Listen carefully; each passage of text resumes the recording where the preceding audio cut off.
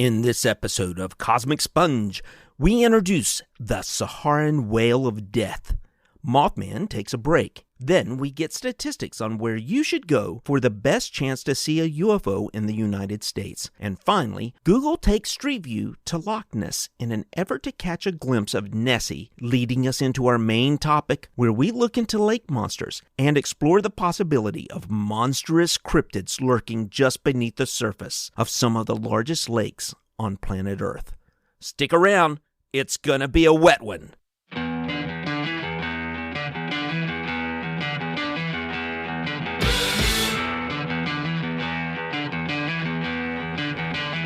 Welcome to Cosmic Sponge, the podcast where we talk about UFOs and other weird wonders in the world. I'm Stephen Hall. And I'm Jimmy Cobb. And tonight, we have a very wet episode for you, and maybe deep and broad and vast. Before we jump into that, Jimmy, what's been going on in your world? Anything interesting? You run across any crazy news or anything that we can share with our listeners? Yeah, somewhere I got like oh my God, he's got like 5 screens open. Oh my there. gosh, he's like struggling. His head's like spinning around. It's like this the Exorcist on the other side of the screen. And it set up perfectly. And then I was like, I know I spent a good 20 minutes after we got on just getting my screen all set up, ready to go. Man, it's fun. I've got multiple screens now though. Hey. I got to move my wine bottle out of the way because... Oh, that's the culprit. In more ways than one, no That's doubt. right. It's blocking my view.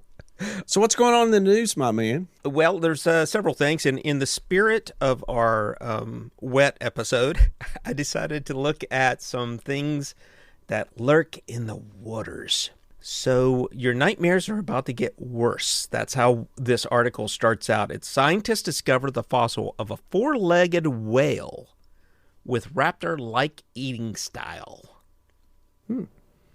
That's right. Interesting. Folks. A whale with legs.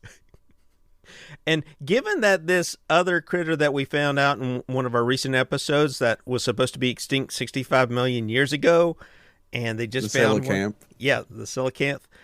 There's no way I'm getting in the water now because basically these were whales with a raptorial feeding style is the way they describe it.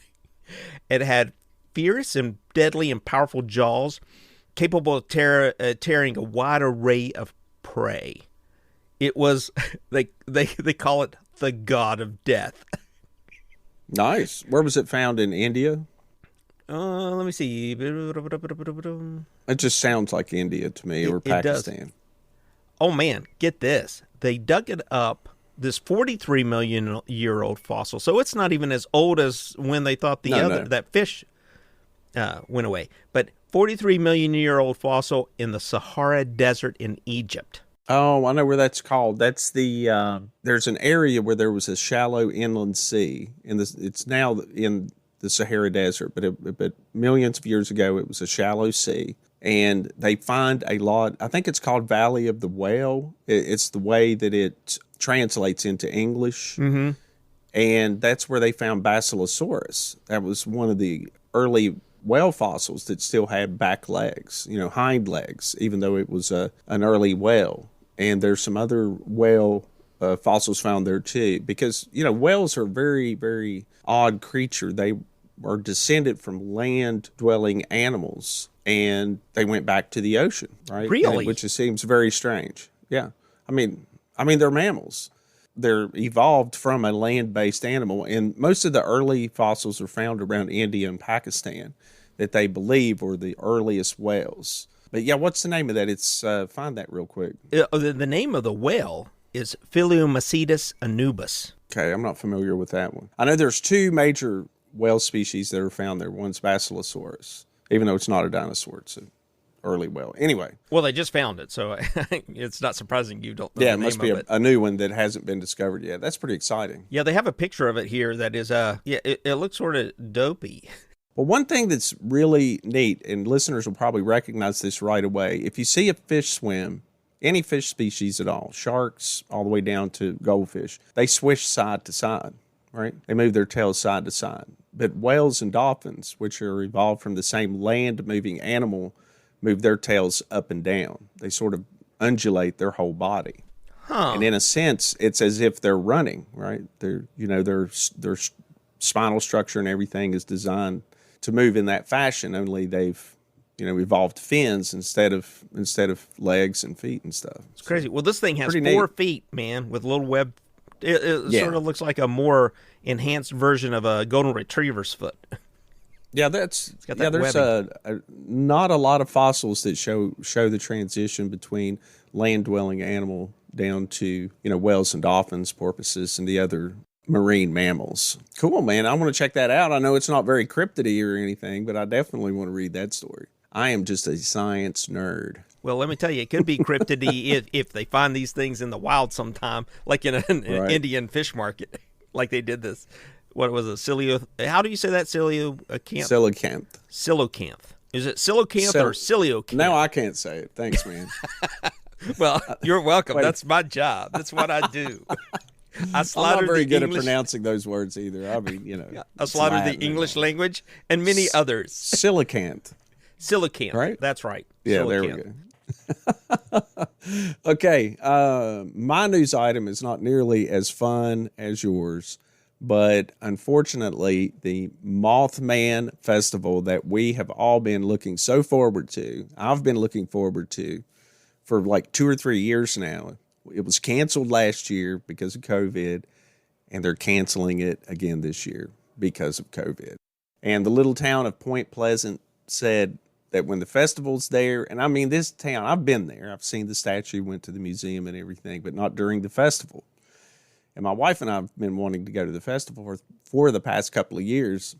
And I think 3 years ago, something came up with like work or something. I can't remember what it was now, but we had to cancel then. Then last year, the COVID, and then this year, COVID again. But they said, I mean, Point Pleasant is a minuscule, it's a very, very small town. Nice people there and everything, but it's very, very small. And they said when the festival was in, many times the population of the town and the local residents were just worried about COVID.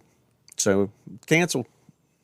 No Mothman. I got a question for you. Did you get your picture taken in front of the statue? I did. Did you keep your shirt on? Rather not disclose that on the podcast. Well, did you rub the Mothman? Again, for luck. Care not to comment at this time. Not in an unsavory way, just for luck, like you rubbed the Buddha. I don't remember if I touched the statue or not. Quite frankly, I don't know. I can't wait to go down. I've never been. West Virginian, my whole life, never been. Oh, I'm like that with all sorts of things in the state. I've never been to Spruce Knob, the highest point in the state. Oh, I've been there. One of the highest points in the east. Yeah, been there. All kinds of stuff in West Virginia I haven't seen. The world's largest teapot is in West Virginia. Are you serious? Where's that? Yeah, it's up around Wheeling or something, somewhere in the northern panhandle. Huh. And I'm just down the street from me. I need to go search that out and waste some of my life to go stand by some stupid teacup. You put Bigfoot in that teacup, I'll go visit it. Yeah. I would like, one time a few years ago, we were going up to a music jam, which we were involved in Cleveland. A friend of ours lives in Cleveland. And my son and I were coming up to it. We realized when we stopped for lunch, we're only like 30 minutes from the Mothman Museum from Point Pleasant. And I said, hey, I was looking at Google Maps. I said, we're real close to the Mothman Museum. Want to drive down and check it out? And we did. So a lot of fun. Yeah, we, just not a whole lot there, but yeah, it was neat. To wrap up the Mothman thing, Elizabeth and I went ahead and rented a house for next year. So hell yeah. And you're welcome to stay there, plenty of room. Oh, I'm planning on it. Oh, heck yeah. Maybe we'll set up a table and we'll have people come by. And I think that would be great. I'd love to reach out and maybe try and find some new fans or meet fans that are listening to the show now, just want to come down and check it out. I think that would be awesome. In fact, that was really one of the main motivators for me wanting to go to Mothman this year, was to try and just meet some people in the cryptid community or the weird wonders of the world community. Maybe scout out some guests. That would be neat. Okay, I have 2 more news items if you want to go through those. All right, we'll go for it. Do you have any more? One more? You got one more? Okay. I have one more. Well, I'll do mine, then you do yours, then I'll do mine, and we'll wrap it up. How about that? I don't know about all that because mine kind of is a segue. Mine is too, my last one. It's a really good segue. All right, you do yours that is not the segue. It's probably the same story. But It probably is, but if that would give you since you already have two more and I only have one. That's right. You do your I'll do other my one. other one. That's not the segue. Segue. It's okay. There was some statistics recently released by the National UFO Reporting Center, NUFORC. NUFORC. NUFORC, I guess is, man, well, what an abbreviation. Gotta have the acronym. It's like MUFON, you know? Yeah. So, National UFO Reporting Center tells us when and where the little green men are most likely to pop up in the USA. Can you guess? That sounds like a demeaning comment. Well, it's going to get there. So Let me guess, Missouri. actually, Missouri comes into this at the end of the story, but let's go to the beginning. Where's the most likely place to see one? Not Missouri. Not in Missouri. What state would you think? Nevada. California. Can you imagine? Now, see, if I was telling this story and you were listening to it, you'd say something like, figures, California. Figures, California. So, no, well, California's a big state, so there's a lot of people there. So, you know. There's that. They're not doing it per capita. They're doing absolute numbers. So it was about 619 reports in California, and the next highest one was 398. Oh, wow. Who was Yeah, that? that was Florida. And then Washington State had 368, Pennsylvania 313, Texas 297. So really large states.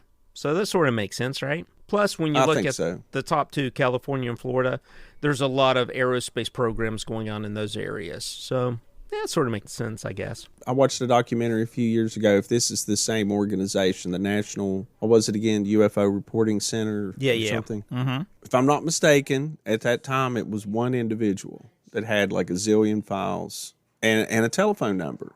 And he just keeps records of all this. Now, there's other people involved, but he's the only full-time employee or volunteer, I'm not sure. But if you saw a UFO, especially before you say you started this podcast, let's say 5 years ago, what would you do? Would you call it? It depends. If it is a light in the sky that's really far away, it's just a pinprick of light moving in an odd pattern, no. Because my brain goes, it could be a million different things. Right, but let's say you saw something you thought was really strange. But let's say we saw the UFO from Close Encounters on my lawn. Oh, I mean, that's what I'm saying. I mean, all jokes aside, let's say you had a really good daytime sighting. Assuming I didn't die because I ran up to it and licked every piece of it I possibly could. You'd be like the guy we reported on a couple of weeks ago. You get shot with the hot gas because you'd be sticking your head in the door going, hey, Yankee boys. Hey, Yankee boys. I not sell you secrets. I'd be trying to rip pieces off. I'd be taking pictures with my camera with one hand while ripping stuff off with the other. Yeah. Typical. Maybe spray painting some of it. Jim was here. Well, I guess where I'm going with that is you hear about all these sightings where they're most common, and you're right. I think its population has a lot to do with it. There's just more people there to report them. I don't know that I would report anything if I saw it. I might now, just because we do this podcast now. I most definitely would talk about it on the air, unless I got some weird, strange night encounter abduction. Might not want to talk about that. If you woke up with your pants around your ankles. Saying. Don't want to bring that up. Not so sure I would talk about an abduction, but I'm trying to get my security clearance, man. But if I had a really solid daytime sighting, I mean, like for instance, I told you about the time I saw the smoke ring, know.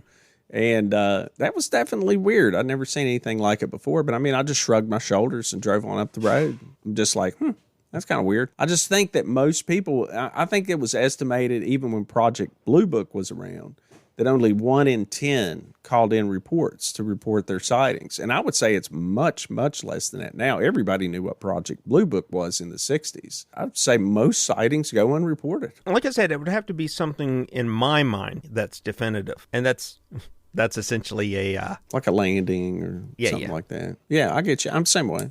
Yeah. Yeah, pretty massive kind of sighting. Now, let's say you saw a landing of a UFO. Would you have called it in? Would you have looked up some organization to call it into? No. Nah. Yeah. I mean, who do you call? I mean, Ghostbusters? Exactly. Who do you call? Who do you call? The Air Force they don't no longer accept UFO reports. Of course, a week later, the guys in black all show up. And so one last question I have about your statistics. Are sightings up, down, flat? They don't really say in the article. They do say that the least common UFO shape is a cone. Least common? Least common is a cone. I've heard of those being seen. Really? I've never heard of those. Yes. The most common is probably the circle, like an orb or something like that. Disc or something. Mm-hmm. Just a light in the sky, probably. The average UFO sighting lasts for 19 minutes. That's crazy. That has to be nighttime sightings. The time you're most likely to see one, springtime. Around the month of April is the peak, usually between 8 and midnight. Least common sightings are between midnight and 4 because people are sleeping. Right. Makes sense. And then back to Missouri. Washington, D.C. and Missouri, the least number of sightings. Oh, really? Yeah. That's weird. I would have swore I read some other article. Since we've started this podcast, however long that's been, I read something about Missouri was the most likely place to see a UFO, I swear. Yeah, well, this is just one reporting agency statistics, right. So, I don't know what that was based on. All right, long as we're taking this long, stupid break, I got to get a drink. All right, I'm going to get another drink because it's right here by my hand. And now for your weekly Mothman Report. Mothman was seen recently in the city of Morgantown, West Virginia. He's actually in my house. He stopped by and he was a little bummed out that the festival was closed and he had nothing to do. So Mothman decided that... Mothman. I knew you were going to say something about Mothman. He was going to head down south to Steven's house. Hell yeah. Bring it on down, man. We call him Sparky down here. We call him Sparky. You're so stupid. Sparky. I'm not the one that talks about Mothman every time I come in there. All right. I posted this story on the Cosmic Sponge Facebook page on August 17th, so it's been a couple of weeks ago. It is about a new sighting and video and photos at Loch Ness. Was that your story? That's not my story. Really? You're kidding. I'm not kidding. Okay. Well, great. And we'll have another news story. We're going to end up not even having a regular show. We've got so much news. That's right. Have you seen these, by the way? Have you seen them? The new photos and everything? Yeah. I mean, while I was doing research, I saw a lot of different photos. I don't know how new they are. Brand new. Yeah. It actually looks quite good. Is that the one of the, it looks like a serpent with humps in the water? Well, a tourist captured an incredible series. This is, the Daily Record has this story. It says a tourist captured an incredible series of photographs that have sparked online claims that he has snapped a picture of the Loch Ness Monster. Steve Schallice? I'm sure that's not right. Steve Schallice? I don't know. I can't see his name. Challice.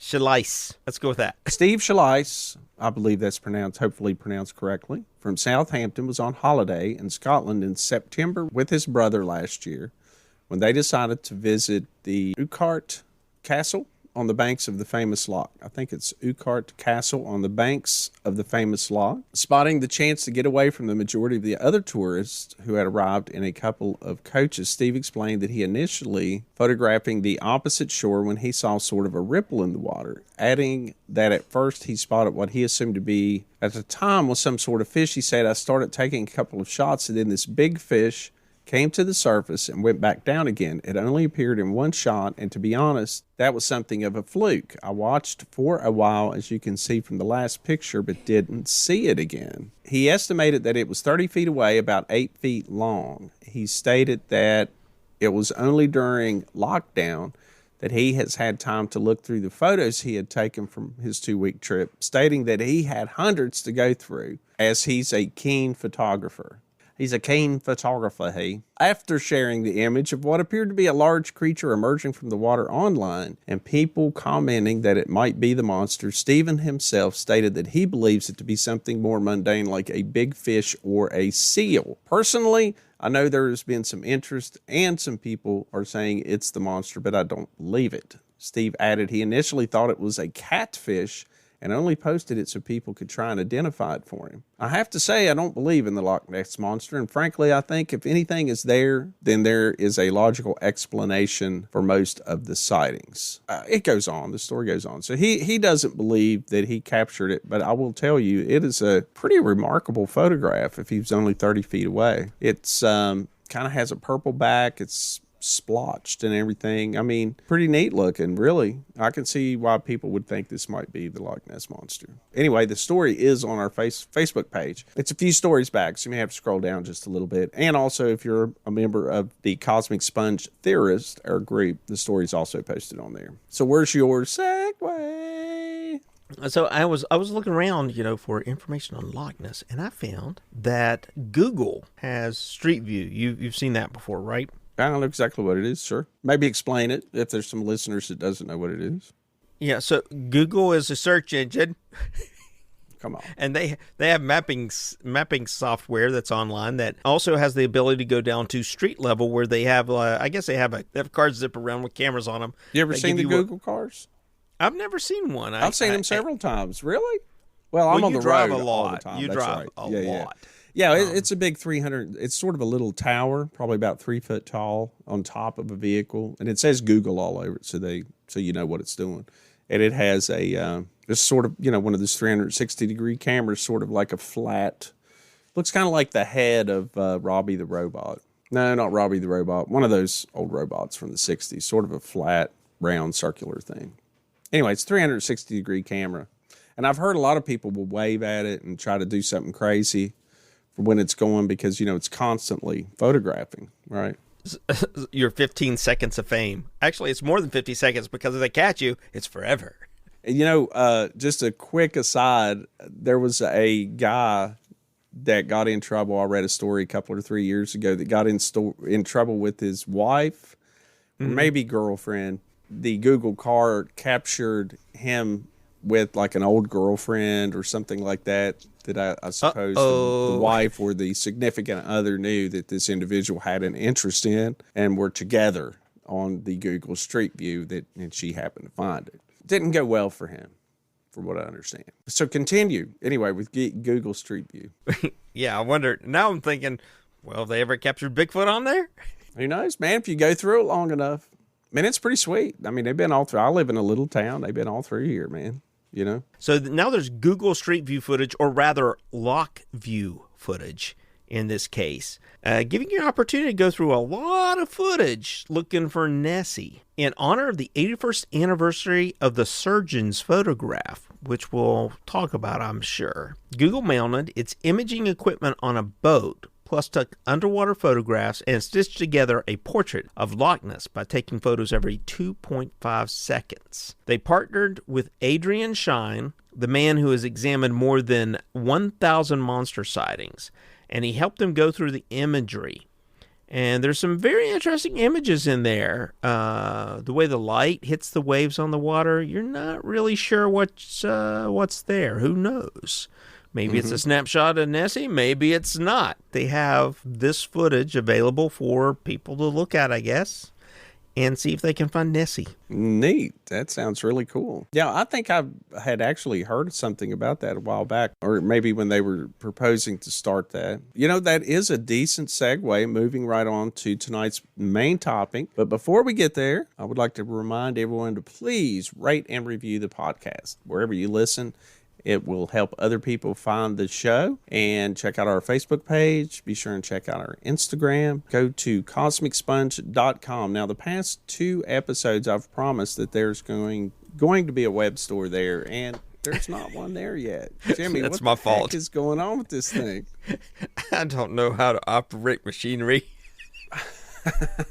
No, every time I talk to him, he's like, oh my God, I got to do taxes now. This is a nightmare. So I know there's a lot to it, and I appreciate you doing all the work and setting that thing up. So I anyway, have a test purchase in. I have a test purchase in. I was able to make a purchase, but we only made 97 cents for that purchase. So I need to work on the pricing. Yeah. So I'm not gouging people, but at the same time making it worth our while to even get involved in all of this stuff. Right. Drop shipping's a nightmare. Yeah. So anyway, be patient. Maybe by the time you hear this episode, we'll have something up there. And also, hopefully on CosmicSponge.com, you'll be able to find a way to help support the show as well. That's not up yet, but should be up very soon. Maybe by the time you hear this, maybe not. By the first week of Christmas. A week before Christmas, it will all be up and running. There we go. All right. We'll so let's keep move you in the on. loop. Yeah. All right, so let's move on. What we are going to be talking about very briefly, we're not going to dive too deeply into it, but we decided to look at another kind of cryptid, weird wonder of the world, and that is the phenomenon of lake monsters. And, of course, the most famous one of them all, the Loch Ness, otherwise affectionately known as Nessie, that is in Scotland. If we have time, we may touch on a few other ones that are around the world. And these lake monsters are pretty common, apparently, once we dug into this thing. Seems like every large body of water has its own monster. So, Jimmy, I think you may have done some legwork on this one. What do you got on? Why do you make me go first? Why do you make me go first? I have a list of lake monsters, man. When I was looking through this, Loch Ness, Champ, Morag, Lagraphajote worm. I don't know what language that is. Larasoro, Memphrey, Bessie, something that starts with the letter N. I mainly picked the ones I could pronounce. Like I have Flathead Lake monster. Yeah, I got that one too. Tahoe Tessie. Tahoe. Something that starts with Inca Yamba, Van Golo Canavari, and Ocopogo. There you go. Good. And don't forget Champ, Lake Champlain. Did I? Yeah, I had Champ. He was the second one on my list. Yeah. Maybe you said. I don't think so, though. I don't think I did. Let's talk a little bit about Nessie, the famous sea monster from Loch Ness, Scotland. Well, let's talk a little bit first about the location, Loch Ness. Let's do Loch so. Ness is it's a 22 square miles of water, making it the second largest lake by surface area in Scotland. By volume, it's the second largest body of water in the British Isles, and it's the second deepest and contains more water than all the lakes in England and Wales combined. It's a pretty large lake. The present-day Loch Ness is 10,000 years old, forming as a result of glaciation, where glaciers would recede and cut steep ravines, and then they would fill with water as the glaciers would melt. So it's a very cold lake. Just like 10 feet off the shore, it can drop down several hundred feet. At its deepest, they found it to be about 740 feet. And then the bottom of it is a bunch of glacial silt, which goes down quite a bit further past that 740 feet before you hit the bedrock. The River Ness is really a braided glacial river. That's important because they believe that seals will go up that river and then populate for short periods of time the lake. Now, is that something that's been verified? Because I have heard that theory that sometimes when people see what they believe to be Loch Ness, it's actually a seal. Seems like the Loch Ness monster is larger than that by most reports, unless they have some really big seals in Scotland. Just saying. Well, they have, I did find where they have recorded harbor seals in the lake. There was some mention of gray seals, but I wasn't able to confirm that they had proof that gray seals were in the lake, but definitely harbor seals. They can live in the lake for a couple of weeks to a month. They may even mate in the lake. Now, whether or not they actually do mating in the lake is private. It's private. They turn on the red light. So that's essentially the lake we're talking about. It is a pretty large lake, but it's cold and deep. How far from the ocean is it? About 5 feet. No, it's further than that. No, it's much further than that. You know, I didn't. Well, there's always been these theories that Loch Ness has some subterranean tunnel, and that there's been no evidence of that. Nessie comes in and hangs out in the lake and breeds or something, then goes back out into the deep ocean. But, sort of like, I guess, salmon. go up, even though it's a saltwater fish, go up to freshwater to breed or what have you. I've heard that theory thrown out there, but you're right. There is absolutely no evidence of that. Now, another thing that frustrates a lot of the monster hunters is that it's a very murky lake. You can't see very far. If you go in there with a submarine or if you have underwater cameras set up, that sort of thing, it's you can't see very far. It's very difficult to make out anything. So let's look at the history of how a monster legend ever got started here. The earliest report of a monster in the vicinity of Loch Ness appears in the life of St. Columba. This was written in the 6th century AD, and it was written about a century after the events that were described. St. Columba was an Irish monk staying in the land of the Picts. And the Picts were a tribe that were in eastern Scotland at the time. Now, when I was in history class, this is the only thing I remember about that lecture. The Picts would stick their heads into these pools of water that were saturated with salts and other stuff, and it would make them stick up and stand on end and like harden and give them this more fierce look, and they would paint themselves up quite a bit. Kind of like a punk from the 80s. Yeah, it's like the Sex Pistols. Weren't they from Scotland? No, I don't think so. Yeah, well, this was 565. This would have been after the fall of the Roman Empire, so kind of a wild time of the early Dark Ages. So anyway, what had happened? So what is the event described is St. Columba and his companions encountered some local residents burying a man by the River Ness, which is the river that feeds into Loch Ness. And they explained that the man had been swimming in the river and he was attacked by a water beast that mauled him and dragged him underwater, despite their attempts to rescue him by boat. Columba sent a follower to swim across the river. The beast approached him, but Columba made the sign of the cross and said, "Go no further. Do not touch the man. Go back at once." The creature stopped as if it had been pulled back with ropes and fled. And Columba's men and the Picts gave thanks for what they perceived as a miracle. Believers in the monster point of this story set in the River Ness rather than the loch itself as evidence for the creature's existence as early as the 6th century. Yeah, well, it should also be noted that that's the second volume of 3 books. Columba regularly raised his hand and caused instant deaths to numerous wild beasts, men who had spurned him, wicked men and other enemies. He controlled the weather and had powers of transmutation and telekinesis and performed countless miracle healings. So he was pretty robust in his skill set. Wow. Well, let's get a little bit more. That is the first mention of a monster near the loch. Well, sort of. Well, the first written account. Written account. Yeah, but the Picts have very detailed carvings of various animals in that region. But there's one animal that no one has found something that even comes close to matching it. Bigfoot? Not Bigfoot. Some kind of... Yowie. Nope, not Yowie. Chupacabra. No, it's not Chupacabra either. No, it's... Chippa, what? Chupacabra, sir. No, it is... I don't even know what that reference is, but... As red versus blue. People out there who know it, love it, and people who don't, go watch it. Anyway, it is, they think, lake monster with little flippers and stuff carved into these, going back 1,500 years. Let's go to a little bit more modern times.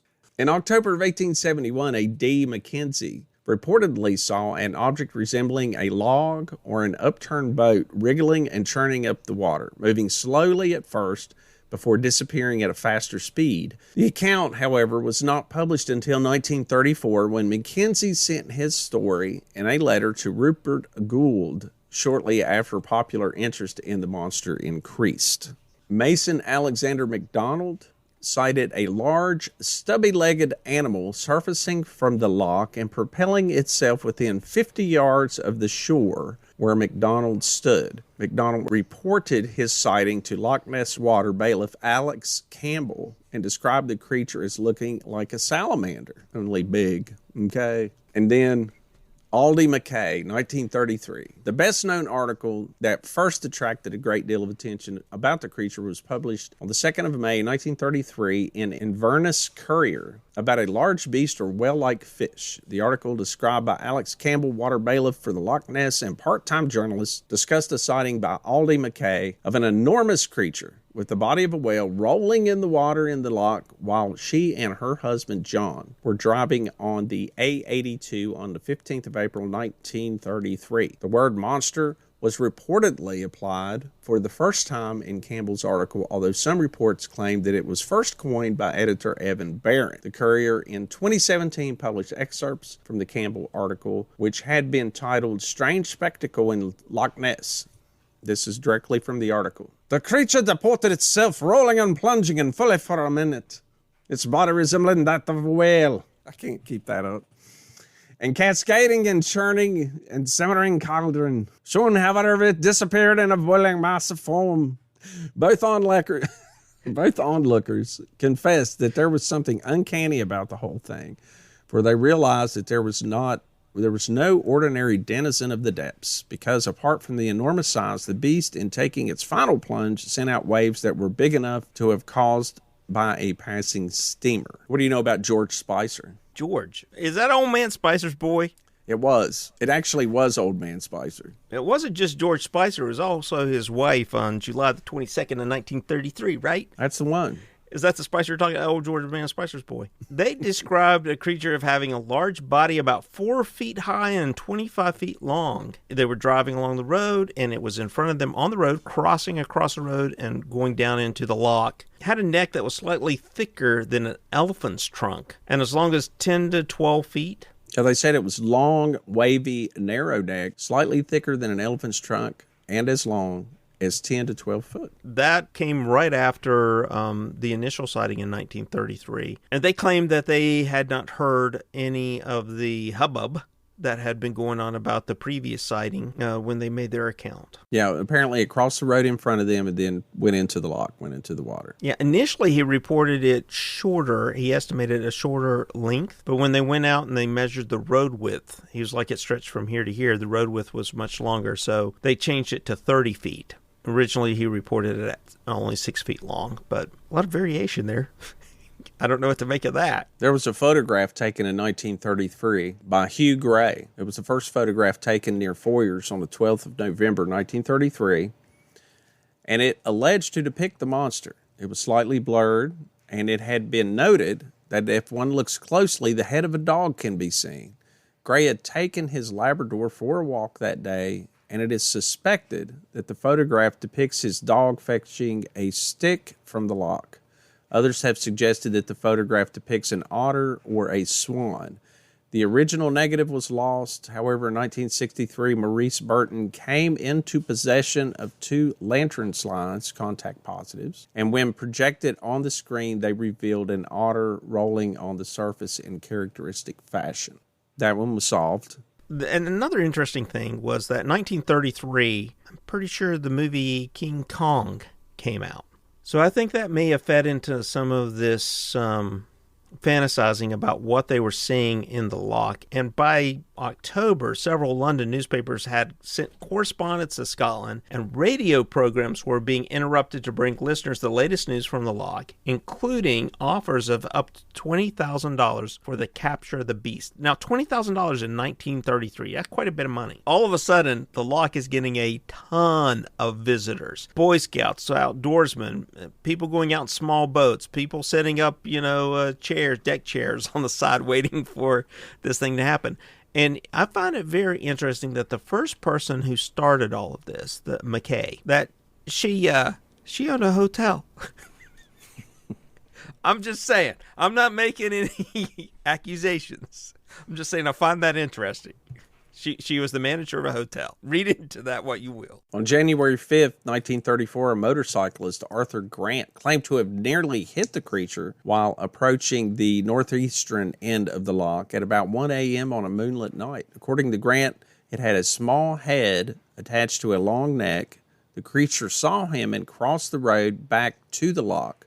Grant, a veterinary student, described it as a cross between a seal and a plesiosaur. He said he dismounted and followed it into the loch, but saw only ripples. Grant produced a sketch of the creature that was examined by zoologist Maurice Burton, who stated it was consistent with the appearance and behavior of an otter. Regarding the long size of the creature reported by Grant, it had been suggested that this was a faulty observation due to the poor lighting conditions. Paleontologist Darren Nash had suggested, or Nash perhaps, had suggested that Grant may have seen either an otter or a seal and exaggerated his sighting over time. Now there is a little drawing here that he had made, and it looks a lot like a plesiosaur. And as Jimmy had pointed out, around the turn of the century, when a lot of dinosaurs fossils were becoming more well-known, and dinosaurs and King Kong came out, just like you said, a lot of people were thinking about dinosaurs, and maybe somewhere in the world or somewhere in the ocean, these creatures still exist. I don't think they fully understood or comprehended the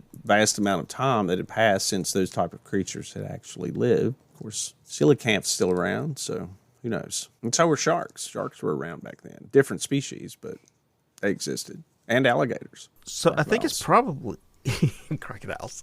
Mm-hmm. So they creep me out. So I think it's worth for good reason. Yeah, for a really good reason. Those things are evil. They shouldn't have survived the asteroid strike, but they did. It's worth noting that by December of 1933, the London Daily Mail hired an actor, a film director, and a big game hunter named Marmaduke Wetherell to track down the beast. I'm not kidding. His name's Marmaduke Wetherell. It's awesome. We're going to kill this thing, see? Are we, Marmaduke? Are we going to kill it, Marmaduke? Yes, we are. After just a few days at the loch, Wetherell reported finding fresh footprints of a large four-toed animal. He estimated to be 20 feet long. Being a big game hunter, he would know. With great fanfare, Wetherell made plaster casts of the footprints just before Christmas and sent them to the Natural History Museum of London to be analyzed. Meanwhile, the world's waiting because these guys are on vacation. And then when they finally return from holiday, they look at it and they determine that it was made by hippopotamus footprints made from an umbrella stand. Like somebody had made an umbrella stand. This big game hunter probably had chopped off the leg of one of the hippos he'd killed. Exactly. And then started punching it around on the log. Yeah. They really just eviscerate him in all the papers, and he gets angry about this. So he perpetrates what becomes probably the most famous photograph in the early days of the Loch Ness Monster. Yeah, I mean, it's so strange. I mean, I guess being the big game hunter, he was able to track this creature down and take a very clear photograph. The very first, the most famous photograph. If they talk about Loch Ness, you will see this photograph. Listeners, you have seen this photograph. It is known as the surgeon's photograph. Yeah, so it's put out there, and for a long time, people believed that this was a picture of the Loch Ness Monster. So let's talk about it. The surgeon's photograph is reportedly the first photo of the creature's head and back. It was supposedly taken by Robert Kenneth Wilson, a London gynecologist. It was published in the Daily Mail on the 21st of April, 1934. Wilson's refusal to have his name associated with it led it to being known as the surgeon's photo. So in other words, he said, okay, look, I got this photo, but I don't want you to print my name. So they called it the surgeon's photo because he was a doctor. According to Wilson, he was looking at the loch when he saw the monster, grabbed his camera, and snapped 4 photos. Only 2 exposures came out clearly. The first reportedly shows a small head and back, and the second shows a smaller head in a diving position. The first photo became well known, and the second attracted little publicity because of its blurriness.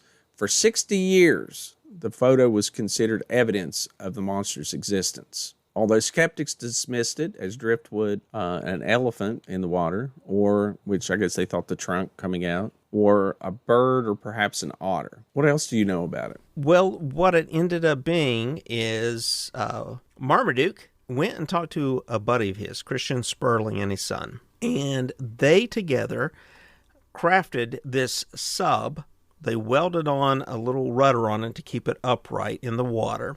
And then they took some wood putty and crafted the head and put it all together, put it in the water, and snapped the photo. And they would come out years later, 60 plus years later. I think Sperling was 93 when he finally talked about it. But there was an early article in the late 70s that really didn't gain a lot of traction. That first, I think it was the doctor who first came out and said, no, really I was asked to do this, to hand these photos over. And he obviously didn't want his name associated with it. But because he was so well respected and said he saw them with these photos, they took him at his word and printed them and started spreading around the surgeon's photo. But that was by design. They asked him to do this because he was a doctor, a well-respected person in the community. Why he did it, who knows? Maybe he thought it was funny. Or maybe he was really good friends with Marmaduke. Right. But anyway, he did do this. It's been pretty well exposed. And as Jimmy said, the Sunday Telegraph published an article in 1975 that nobody paid a lot of attention to that described the whole event of how it went down, how it was faked and everything. Even today, there's people that still believe that's a legitimate photograph of the Loch Ness Monster. It is so well embedded. I mean, if you say Loch Ness Monster and there's a photograph on the web or anything, it's going to show you this photograph. It's a really well-known, elaborate hoax. What else do we have? Do we have any other evidence for the Loch Ness Monster? Yeah, there is this really great photograph that they have of the Loch Ness Monster. It was taken just recently. I can't remember exactly when, but in the probably the last 10 years, probably more than that. I could look it up. I had it here, but I lost it. The Apple's Map photograph? It looks like it looks like a seal, but then it's got humps on it. Yeah, I mean, through the years, before we get to that one, through the years, there have been a few other things. There's been film footage of showing, things going through the water, nothing very clear, nothing very definitive, maybe something right under the surface. And, it's very hard to tell. It's very hard to get any kind of a reference point to tell how large these things are. So, in 1952, there was John Cobb. He was a race car driver. He had held different times, he had held the world land speed record, 1938, 39, and 47. Sat at the Bonneville Salt Flats in Utah. And then he was going for the world water speed record on Loch Ness in Scotland. His boat flips over. There's a film of it. He was killed. And there's some people that say he must have hit the Loch Ness Monster for his boat to just suddenly lose control like that. I'm just throwing that out there. Couldn't possibly have been a log or a fish or slipped his hand on the wheel. Just hit a rogue wave or whatever it is. I mean, just a strange wave that caused this boat to lose control. Loch Ness Monster just put its flipper out. And I remember in the 70s, there was like a guy, I just remember reading about it. I don't see anything on it on the web right now, but I remember a guy putting all kinds of underwater cameras around. He got a photograph, it was very blurry and all that, of what he considered a fin. And I mean, if you looked at it a certain way, it looked like a fin. Do you have something on that? Yeah, I remember reading about it. It was one of a couple of photos taken by Rhine, I think was his name, R-H-I-N-E, something like that. Remarkably, Peter Scott and Robert Rhines used photos as the main basis for the formal description of the Loch Ness Monsters as a new species they named Nessatarius rhombopetrix. Yeah, originally mooted as some of the most compelling evidence for biological reality of the Loch Ness Monster. We now know that the genuine photos of the muddy bottom of Loch Ness were enhanced in order to create the impression of fin-shaped objects. This was suggested by Benz, 1984, but has since been confirmed by Adrian Shine, respected long-time investigator of Loch Ness Monster phenomena, and Dick Rainier, which you can follow up more from him. Maybe we'll put that up on the website. Needless to say, these facts negate the various interesting ideas that have been based on the details of the alleged flippers. Because the flippers seem to have a stiffening rib that runs along the midline, they are, with the possible exception of lungfishes, unlike those of any other aquatic vertebrates. And that was the famous photo shot by Robert Rhines. Right. It said here the photographs were taken by strobe flash at a depth of 45 feet in Loch Ness on August 8th, 1972, showing the right hind flipper calculated to be about 2 meters long. Now, this is according to this article. The lower picture was taken about 1 minute after the upper. The camera was stationary and aimed horizontally. The photographs were taken with equipment devised by Professor Harold, can't read it, it's faded out, Fidgerton, of Massachusetts Institute of Technology, and have been computer enhanced at the Jet Propulsion Laboratory, Pasadena, California. The non-skeptic view of that. Yeah, are those like some community colleges? I don't think so. Yeah, this was an article that was published December 11th, 1975. No kidding, probably read this article. Do you remember that really big televised event where they had the boats lined up across the loch? Which one? And they dropped. I only remember one as a child. I mean, I remember, Discovery, Loch Ness, Discovery Channel went up there and did a big thing, had all kinds of side scanning radar. Yeah, this was before Discovery Channel or History Channel. It's back in the late 70s, early 80s. And I believe Adrian Shine might have been part of this this effort. And they had a ton of boats. They lined all up and down the loch, and they just went across the loch with the sonar slowly, cataloging everything that they were getting back from the sonars. And they got nothing back that was large enough to be, the Loch Ness Monster. Something swimming around under there. Years later, they decided to start taking samples of the water and cataloging all the aquatic life in the loch. And they found nothing that would indicate some large dinosaur that had survived. I've always had an issue, though, with plesiosaur as being any of these lake monsters. It almost always, the same thing when, if we have a few moments and we'll look at camp and some of the other ones, and they always point to a plesiosaur. First of all, it was an aquatic reptile that died out millions of years ago, very long time ago. My biggest issue with it, if something like that exists in one of these lakes, is it's an air-breathing creature. It would be on the surface all the time. Its head would be sticking out of the water. It would be breathing air all the time. It would be close to the surface of the water most of the time. And I know you can point out a sperm whale, which is a whale that's in the deep water that dives extremely deep and somewhat rare, and you don't see them close to the surface that often, but you do see them. You do see them from time to time. Okay, so let me float this out there. Maybe they have cloaking devices built into their brains. Anything else we got on Loch Ness? I know there's been some other videos, the Holmes video. It's pretty inconclusive. I mean, listeners, if you want to go into this thing a little bit more, there's a few blurry photos. I mean, this last photo that I was talking about on that recently just came about is it looks pretty cool. But I mean, even the guy that took the photograph doesn't think it's the Loch Ness Monster. As a skeptic, there are just a couple things to bring up. First, the water tends to be too cold for a reptile, particularly a large one, to live that long. Two, they've never found any bones, so unless this is an immortal reptile, it's a little suspicious that you don't have any remains found ever. I don't think that's that suspicious. For anything to be fossilized, it has to really be covered up very quickly. And I'm not talking fossilized. I'm just talking about any remains ever found in the loch that's even remotely close to the size of this animal. Plus, the amount of food that's in the loch is not enough to support a breeding species. It's just not enough there.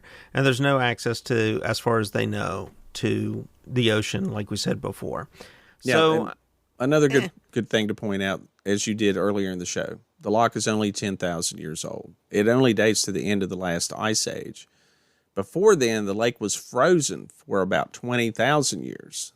It was a glacier sitting on top of it. Did you see the movie The Thing? That thing was frozen for much longer than that, and it came out and thawed, and it was pretty powerful. Yeah, and that's because that's a movie. Well, I mean... Don't bring your logic to my theoretical. I think Loch Ness would be a pretty tough one. I'm with you. In the 1930s, I mean, the big hubbub came out because there were some interesting sightings. There were some things, but I think it's a lot of time the same thing you see with UFO sightings. And I mean, again, I think there's something to many of the UFO sightings out there, but a lot of times when people really start talking about an event, anything, Bigfoot or whatever, UFOs. When somebody sees lights in the sky, they're like, hey, I bet that's one of those UFOs. It's the same thing with Loch Ness. I mean, not only did we have people that just probably did see things like seals or otters or something, or some kind of disturbance on the water or a log floating down, wondering if that was it, but then you have downright hoaxers up there trying to fool people into believing that there's something there, up there making false footprints and, with a hippopotamus foot and taking what is now clearly known as a hoax, and by most experts was considered a hoax even long ago, because if you look at it, the waves are too small. I mean, the waves are way too large based on this creature supposed to be 30 foot big, but it really looks like something sitting in a really small body of water, like a swimming pool or something. I mean, it just does, the scale doesn't look right at all. I mean, it's obviously something small. Yeah, so Loch Ness Monster, 0. Science, 1.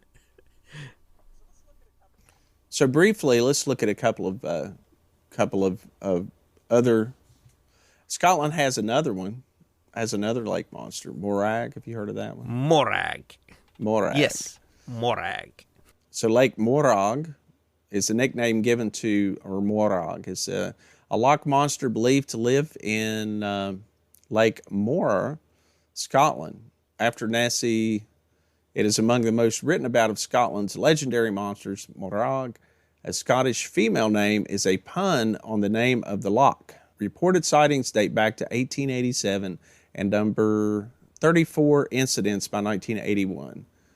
16 of those involved multiple witnesses. A widely reported claim involved 2 men, Duncan MacDonald and William Simpson, and their boat, with which they claimed to have accidentally struck the creature, prompting it to attack them. MacDonald defended with an oar, and Stevenson opened fire with his rifle, whereupon it sank slowly out of sight.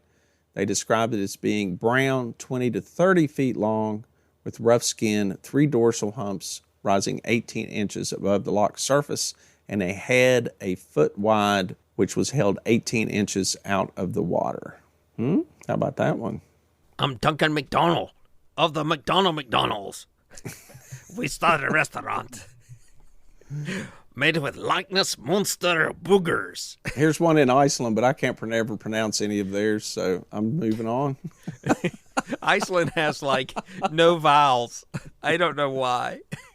Now, they got vowels and consonants, but then they got all these little marks above them all, so I don't know what that's supposed to mean.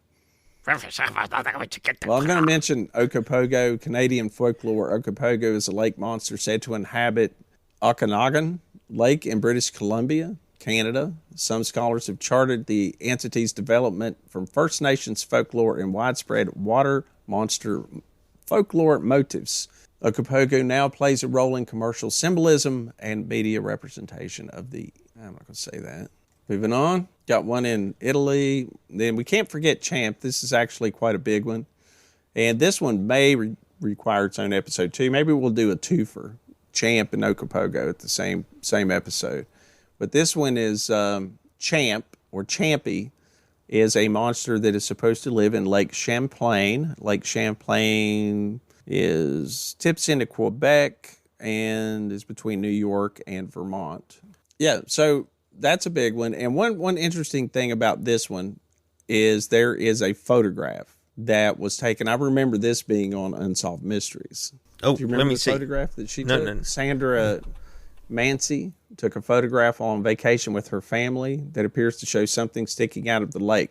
According to Joe Nickel, it is unlikely that a giant creature could swim, let alone hide in such shallow water. But at any rate, in 1977, Sandra Mancy took a photograph on vacation with her family that appears to show something sticking out of the lake. And I remember that very clearly on an Unsolved Mysteries episode. But it's an interesting photo. Looks like a duck. Looks like goose. Well, when you take the photo along with the eyewitness testimony, of course, skeptics and people that just look at the photo will never do that.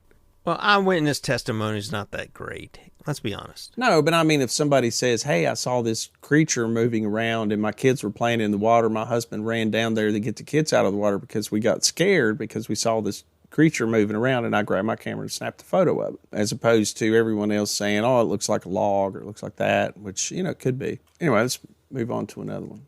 There is Bessie in Lake Erie that's also in Canada.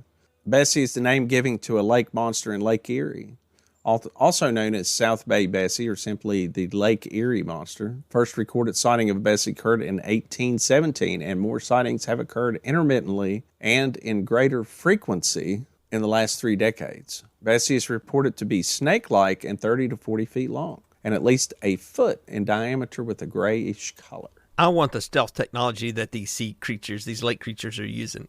Tahoe Tessie in Lake Tahoe. Yeah, I saw that one. I'm like, really? Come on. You're really stretching it. It's said to live in an underwater tunnel that is beneath cave rock. How many pictures have been taken at Tahoe Tessie? Not a lot of detail on Tahoe. And the last one I'm going to bring up tonight, this one is the Flathead Lake monster. I don't know anything about this one. Why don't you tell me a little bit about the Flathead? Flathead Lake is located in Montana. It's a large natural lake in northwest Montana and is the largest natural freshwater lake by surface area that is west of the source of the Missouri River in the contiguous United States. The lake is a remnant of the ancient massive glacial dammed lake, Lake Missoula, of the era of the last interglacial. Flathead Lake is a natural lake along the main line of the Flathead River. It was dammed in 1930 by Kerr Dam at its outlet on Poison Bay. Lake level was raised 10 feet. It is one of the cleanest lakes in the populated world for its size and type. I believe a monster is there. The story of the monster of Flathead Lake originates in a Kootenai traditional legend. According to the story, long ago, the first native tribe in the area lived on an island in the middle of the lake. One winter, while crossing the frozen lake to move camp, 2 girls saw antlers, approximately 2 feet in length, protruding through the ice. Thinking the antlers belonged to some animal, the girls decided to chop them off and take them. They used sharp-edged rocks to cut through the ice where the antlers suddenly started shaking. The ice around them split open and the head of a monster appeared through the ice, shaking its giant antlers. The girls used their special powers to transform into a ball and a buckskin target to escape the monster. But half of the tribe drowned in the lake, which is said to be the reason why there are so few Kootenai people. Yeah, I'm just sitting here thinking, Wonder Twins activate, shape of ball. Shape of buckskin target, whatever the hell that is. You know what? There's nobody in Montana. Like, I just looked up the population of Montana. There's people there. Yeah, there is. I mean, I just looked up the population. The whole state of Montana has 12 people. So I mean, a monster could live there in peace and not have to worry about anybody bothering it. Well, local tales of the Flathead Lake monster go back more than 100 years after white settlers arrived. It was supposedly first reported in 1889 by Captain James C. Kerr of the Lake Steamboat, the U.S. Grant, who claimed he and his 100 passengers saw an unusually large whale-like object in the water. According to the story, one of the passengers on the steamer shot at the creature and sent it diving for safety. That's just what we do here. We shoot things. We don't understand it, we shoot it. Before that, we threw spears at it, apparently. That's why there's no megafauna left in the world. After a night of heavy drinking, all of the members of the steamboat, all the passengers, loaded their weapons and started shooting wildly at things in the dock. So the local residents have named the lake monster Flessie, inspired by Loch Ness Nessie. It's so stupid. So yeah, there's give it its own name, man. Visitors average between 1 and 2 each year. However, in 1993, there were about 13 reports of the lake monster.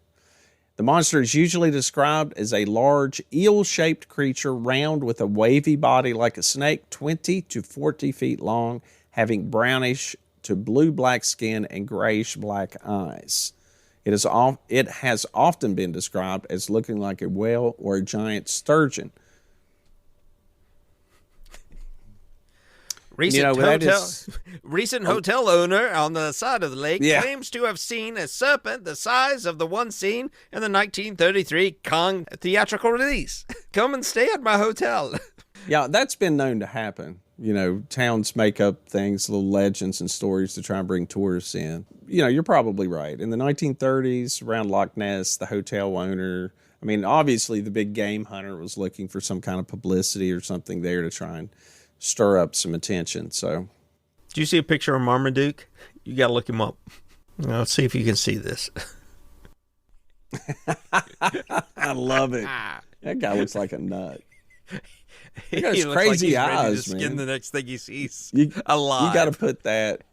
You got to put that on our.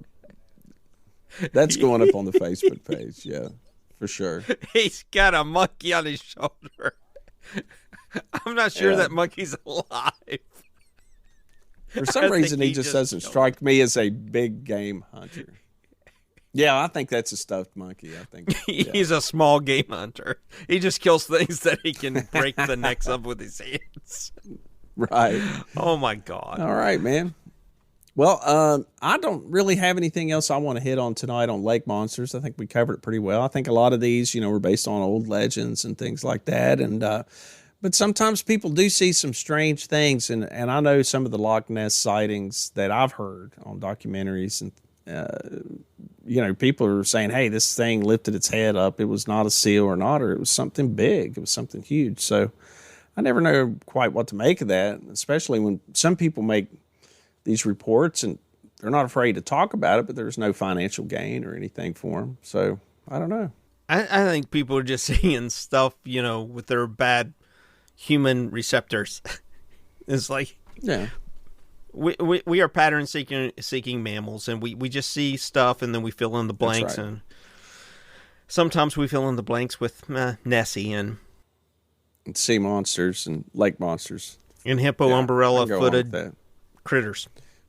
Fun to check out though, and anytime there's something around about the lake monsters, Loch Ness, or any of them, I'm going to watch it. I enjoy that kind of stuff. So I think there's some people out there that really have a strong belief in it. Some of these people have seen it, especially when you get to Champ. There's been several documentaries about that. I know Ocopogo is the same way.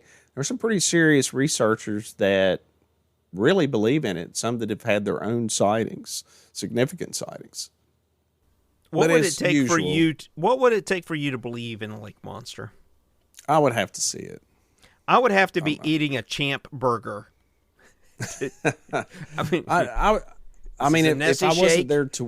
I wasn't there to witness it, then it would have to be an article in Nature, or something about the previously undiscovered species that washed ashore of Lake Loch Ness.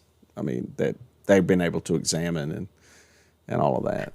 Yeah, I got to see a head mounted on a wall behind a guy with wild eyes. Well, even then, you don't know. Marmaduke might be pulling a fast one on you. Marmaduke.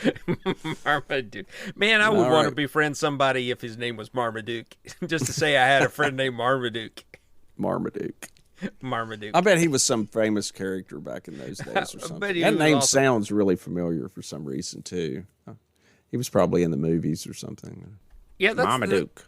Marmaduke. Isn't that the big dog in the cartoon strip? Marmaduke? Oh, that's what I'm thinking of. Yeah, that's where I've heard Marmaduke.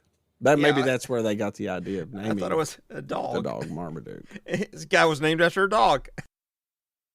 Oh, well. Poor fella. I think the dog was probably named after him. Or maybe not even related. Who knows? Or they could be closely related. This is how rumors get started, Jimmy. That's right. Anyway. All right. Well, I think that's all we have for tonight. I'd like to remind everyone to please rate and review and check out our webpage. Hopefully we'll have some new things for you to check out there, like a web store and some ways to support the show. Yeah, Jimmy's laughing at that because past 2 episodes, I've said, yeah, man, check it out. By the time you hear this, we should have a store open. So now I'm struggling, baby. It should be. Hey, I'm not complaining. I'm not the one trying to put it together. So. Fair enough. Yeah. Also, check out our Facebook, our Instagram. We usually try to post news stories on Facebook every day, and Jimmy does a fun job on Instagram, usually making fun of me, but that's okay. So, and if you'd like to reach out to the show with a comment, suggestion, if you have a story you'd like to share, just reach out to us at firstcontact@cosmicsponge.com. I forgot to tell you at the head of the show, I had a cousin. Once you start doing these things, you start getting stuff from people, right? Start getting stories and all that. And I had a cousin that lives down south, I forget where, had all these lights, like orb-looking lights around his swimming pool, and sent them to my wife, because she does all that. Just like, hey, they want you to look at these. What do you think? I'm like, they look like little ball lights around stuff. I don't know what they are. What do I know? All right, I think that's all we got. So this is Stephen Hawk signing out, and I'll see you next week. Jimmy Co. Ditto. That's all for this week's episode of Cosmic Sponge. Please don't forget to rate and review us wherever you listen. It helps others find the show. If you have any questions or have a story you'd like to share, you can contact us using our email account, firstcontact@cosmicsponge.com. Thanks again for listening, and we'll see you next week.